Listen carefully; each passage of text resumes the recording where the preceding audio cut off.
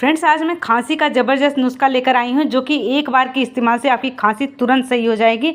इसके लिए मैं ले लूँगी 2 लौंग और 2 इलायची। दोनों को हमें अच्छे से गैस पे जलानी है। जलाने के लिए आप चाहे छन्नी ले सकते हैं या तवे पे डायरेक्ट जला सकते हैं या चिमटे से जला सकते हैं।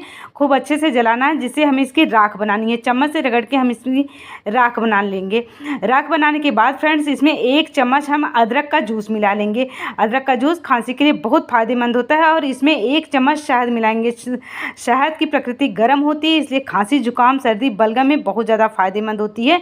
इसको अच्छे से मिलाकर फ्रेंड्स 1 चम्मच सुबह और 1 चम्मच रात में सोते टाइम आप ले लीजिए। आपकी खांसी कभी नहीं आएगी। वीडियो अच्छा लगे तो प्लीज़ इसे लाइक शेयर